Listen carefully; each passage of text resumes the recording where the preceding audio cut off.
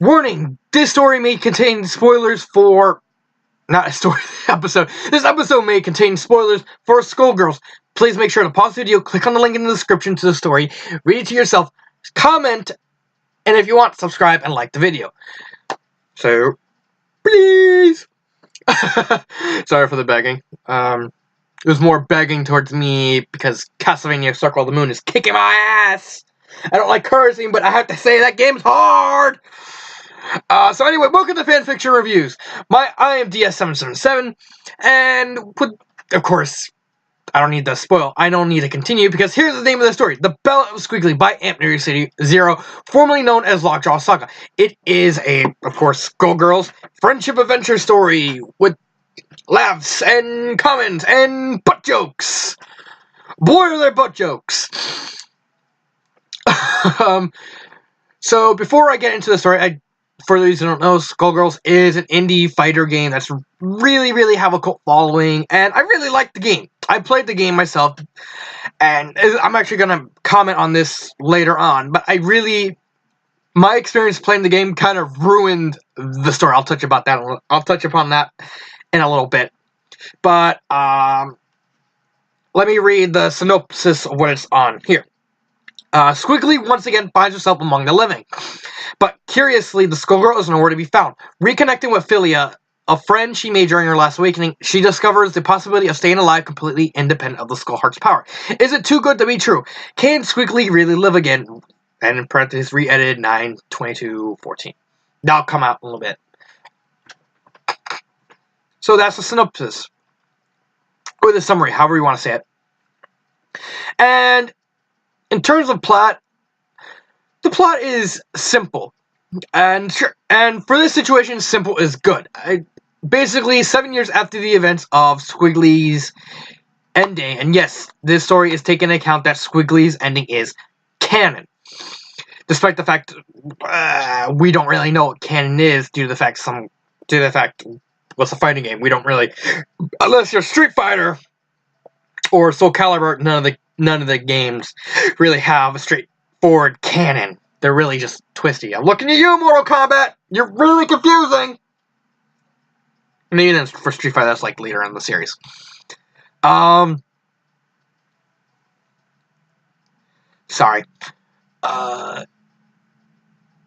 Anyway.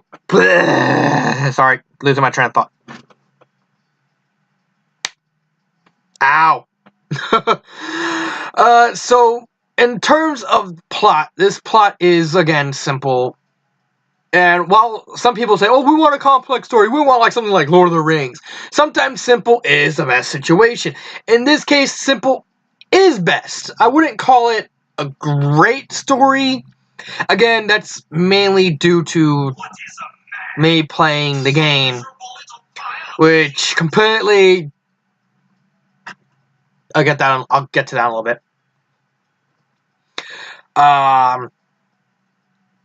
And so basically, Squigly wakes up, finds Philia, decides that we're going after Skullheart so I can hopefully live.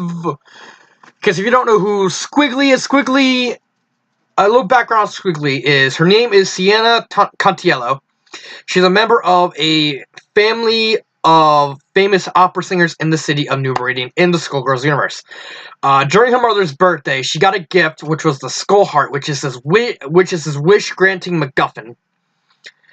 And basically, the person who gave the gift turned out to be a demon named Double.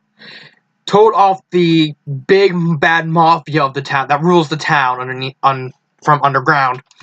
Caused a massacre of the whole family because they found out that they have the heart. And it ends with the graphic image of a 14-year-old Squigly having a gigantic gun barrel pointing at her eye with the bullet sound in the background, ending it. Bang! And that's really graphic stuff. And I really did like Squigly's backstory because I felt that she's kind of sympathetic. She's probably like the next to Parasol, the biggest good guy out of the group. I don't really count Big Man because he's like, oh, machine. I was beaten up by a bunch of corrupt cops. My real name is Rich Brown. And I was smooth sick boss. It ain't no Morgan Freeman though. Anyway. that went on a weird tangent. And so she wakes up 7 years after the events of the game to go after the Skull Heart and hopefully make a. And she finds out that she needs to make a wish to get rid of the heart permanently. And basically, a lot of stuff happens. A lot of very simple stuff. Philia ends up working for the Mafia. The Medicis that she's actually a member of. The Medicis are still alive. The Skullgirl happens to be a character named Black Dahlia, who was the person who shot Squigly. Samson keeps calling Squigly's behind huge because Squigly has that big badonkadonk. To the point where whatever she does, to the point that even Leviathan, her partner, makes that face right as soon as she even shows it off. That badonkadonk. Oh my god. Why am I talking about a zombie girl's behind? I do not know. So plot. I can't really say too much about it, mainly due to the fact that again, outside of there's not really anything long. It's only really like just a little bit around 117,000 words. And the plot is basically, she wakes up, she finds Fred working for Mafia, both get backstabbed, both destroy the Mafia, both find the heart, defeat a goddess entity, save the world. That's pretty much the plot.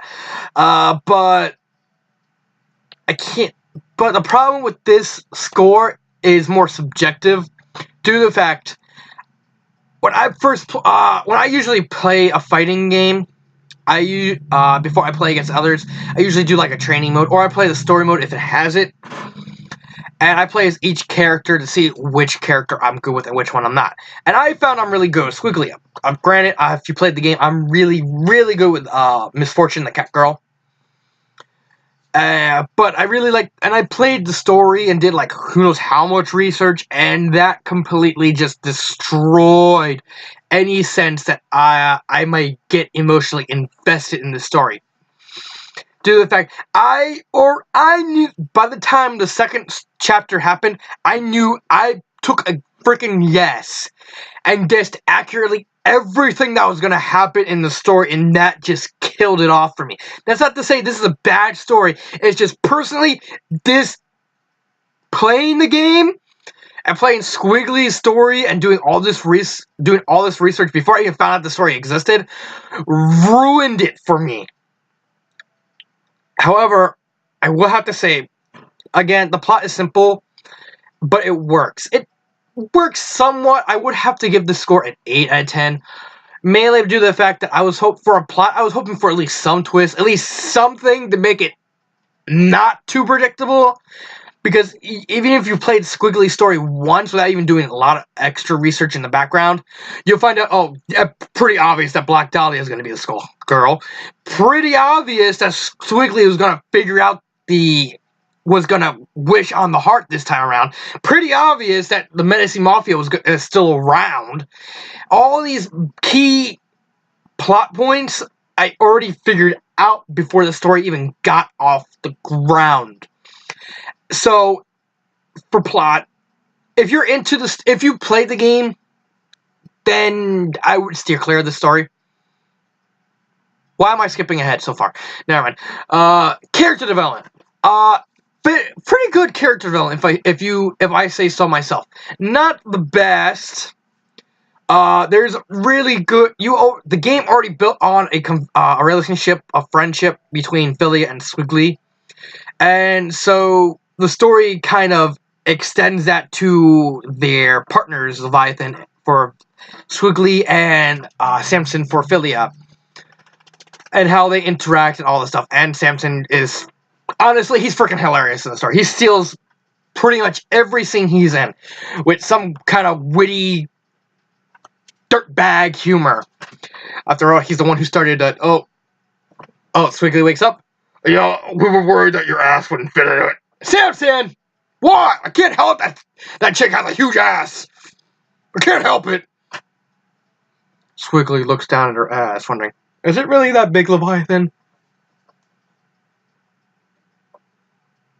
Maybe.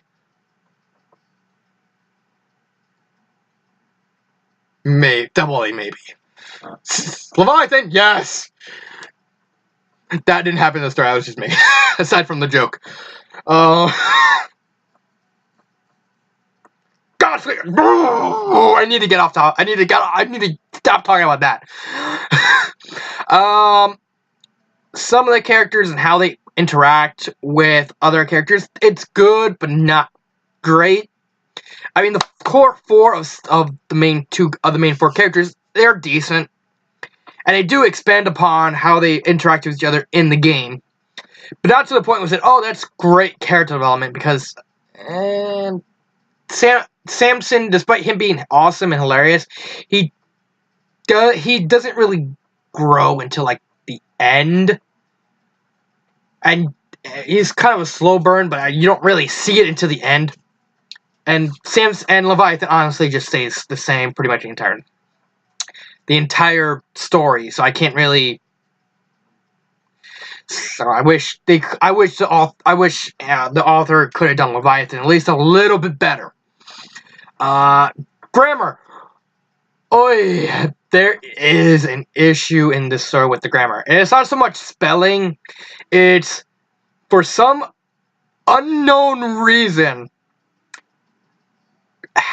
There is like quotation marks scattered where they should not be. And this happens throughout the story. There's like this point where there's a quotation mark supposed to be there, but it's not. Instead, it's at the end of the paragraph with no reason.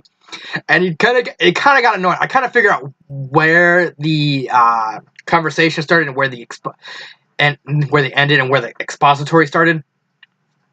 But it was just kind of annoying. They might throw other readers off for a little bit until they like, oh wait, why is like so many quotation marks all over the place? And it was kind of annoying. So I had to dock a few points. I have to give. I didn't mention the character development point. A 10. No, a 9. Sorry, 9 for character, and a 7 for grammar, because there's so many quotation marks where they shouldn't be. It's not even funny, and why am I laughing? Pacing and imagery. The imagery is great. You get a sense of scale in the city of New Meridian, and you actually see like all these moments that are hilarious, but they're only hilarious due to the fact of how well written they are. Like there's a scene where Squigly wakes up in the middle of the night. Samson literally walks in, and Phileas just goes, and she's like, it's like, and Samson looks at her and said, and starts chowing down in the fridge, like, and of course, and the way it was written, it makes it funny. It makes kind of a really weirdy moment into funny based on how it was written. And I have to give it at least a somewhat kudos. The pacing, this is where I brought up in the synopsis how it was re-edited. This is what I was referencing. When the story first came out and I read it, the fight scenes, the pacing of the fight scenes was completely all over the place. It was bad. And I brought this up with the author, saying there's something up. I like the story. I thought it was a decent story. There's some minor grammar issues. You don't see any more grammar issues aside from the quotation marks. But something about the fight scenes themselves. There is something really off about them. The best I could describe it is that they feel too much like you're actually watching two guys play the game. And I threw up some suggestions to him, saying you don't have to make the game. You don't have to at least make the the fight scenes at least somewhat 3D-ish. Like add in some throwing stuff, add in how you can translate the moves to 3D. And when the fight scenes were first shown, when I first started reading the fight scenes before they were re-edited, all it was is one person running at the other, doing like a combo, and then a punch, and rinse and repeat every single fight scene. And when I read the re-edited version of the fight scenes, they were much, much better. And like in the first fight, which was Philia and Squigly versus Sarabella, they went right at each other. Squigly attacked first, and then Sarabella countered, and then Philia attacked, and then hit Lantis, and it was kind of boring. It was kind of like it slowed the story, what good, to a grinding halt. But when I read this, but the re-edited version, it started with literally Sarabella picking up a poker table and throwing at them, and then she slamming Philia into another poker table. So we get a lot of more environmental damage. All the fights are translated more into 3D, and it's much better off as they're written right now. So the pacing and the imagery are a 9 out of 10. And the only point off is the final fight with Black Dahlia. That was so anticlimactic. I honestly wish they could have combined the Double and the Black Dahlia fights together. No. Sorry. The author combined those two fights together and made it one big fight, 2-on-2. Because I think it would have been a much better final battle if it was like that than just that fight with Double, and you get this which is probably the best fight of the story, and then you get, which all Dahlia's fight is just her firing guns and just whacking, and not even trying to fight, and Samson just wailing on her.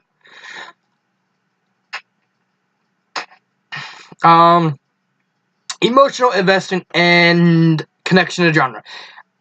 I couldn't get emotionally invested in the story due to the simple fact that I knew all the lore, and I figured it out everything ridiculously fast. So this one is just, so I guess you can get emotionally invested if you never played the game. I guess you could say it's a good starting point if you never played the game but want to get into the game and all its story and lore.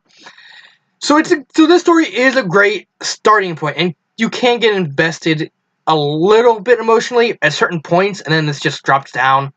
Like, you get a crescendo, and then it just stays steady after that. And there's a couple points. The fight with Double, the entire scene where Philia and Samson tried to save Squigly from being burned to a crisp. I guess I got emotionally invested in that scene. But outside of that, it's like, meh. And again, not the author's fault. It's my fault for playing the game way too much. Connection to genre. You get that sense of adventure, somewhat. It's a fighting game, so it kind of gets the sense of adventure. Friendship, based on how all four characters interact, you really do get a sense of genuine friendship from them. Even if it's like a little borderline romantic on one side of romantic, Philia, who really cares for Squigly to the point of somewhat obsession. But the characters play off so well, and you do feel a genuine sense of friendship from them. So I have to at least give kudos for those two. I honestly really wish they could have switched friendship for drama, but that's just me. I really wish that's just me. So I have to give pacing, imagery a 10 out of 10, and a connection to genre and emotional investment, a 9 out of 10. I still really wish the friendship was switched with drama. So, I really should have kept this. Oh, by the way, episode 3, Mario, Luigi, and Bowser, the score equaled 50, which is a perfect score.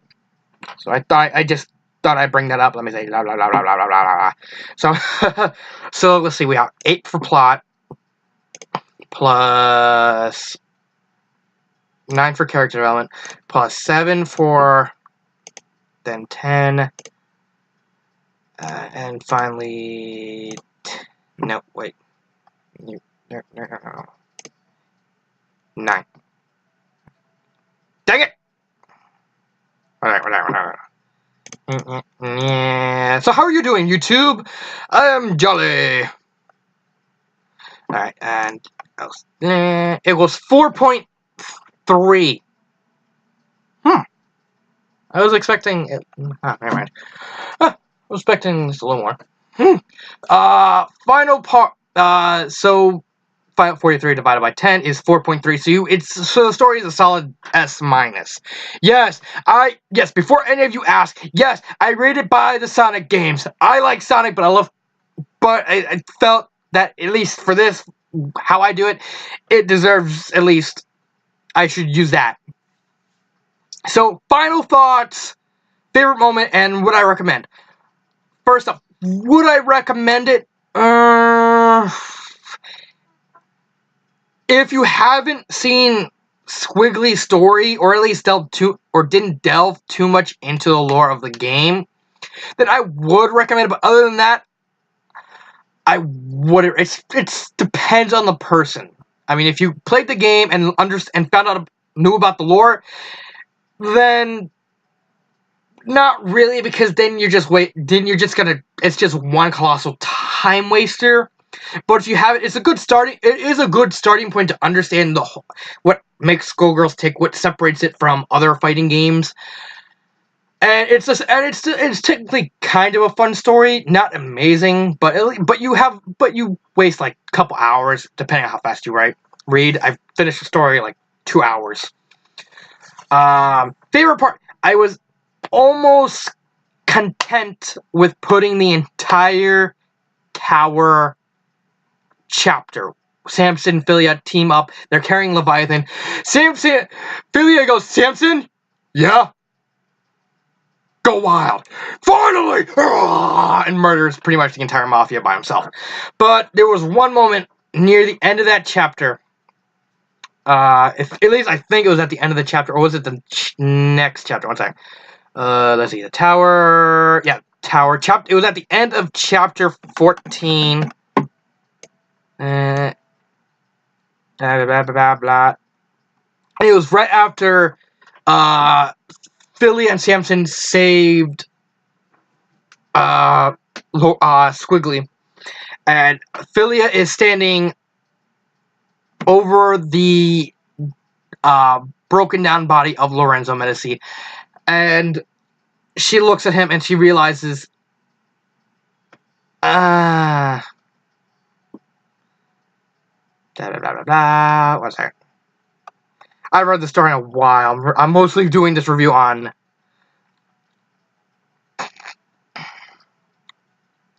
And they engage into a small conversation about how much pain Lorenzo has done, because Lorenzo is technically the main bad guy. He constantly has control of the Skull Heart, unless through not his fault.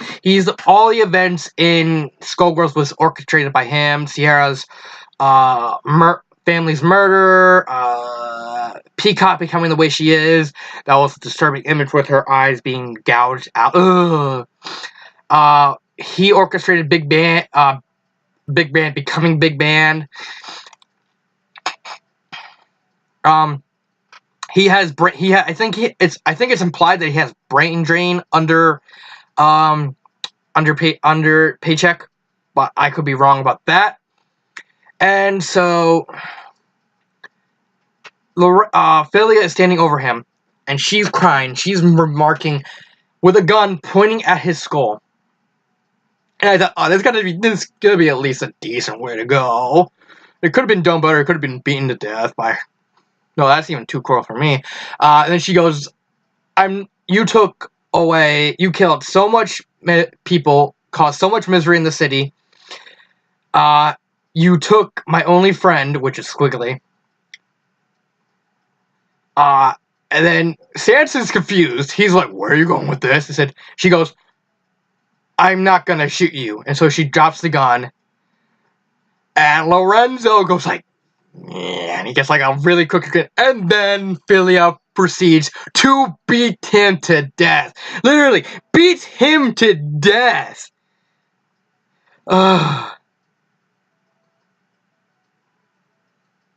And she goes, and I love this quote, shoot an evil man like you? No, I can't. That would be too good for you. And then she grabs the gun again, grabs it by the barrel, and starts whacking him with it, and then proceeds to and then after that proceeds to punch him and beat him to death. And it was such a powerful moment that kind of plateaued the first half of the story, and it was such a fitting way to end that half. And then afterwards it just goes, and then just kind of goes calm and steady until. But aside that, I really like that scene because it really did build up kind of good, and it was a very powerful moment in the story itself. But outside of that, there was really no really good moments. So I was more or less, besides this, it was like nothing else. So it wasn't like the last 3 stories where there was like like at least a couple of moments per story. This story, it was just either the whole chapter or just this moment. So I figured this moment is better than the rest of the chapter because at least the fight between, because after this, Squigly yelling at Billy, it was emotional and everything. But I was kind of expecting that. But the fight, but her beating him to death instead of just shooting him, it was just a better impact. Final thoughts. I really do like this story. Again, a lot of why the score is not perfect is due to the simple fact I knew the lore and I took guesses and I knew what was going to happen. When you're a reader and you expect to have twists and turns, and you don't expect, but it really kills your mood when you pretty much, you never read a story before, and as soon as you start reading it, you pretty much figure out what's going to happen throughout the entire story. And you can't really get emotionally invested no matter how hard you try.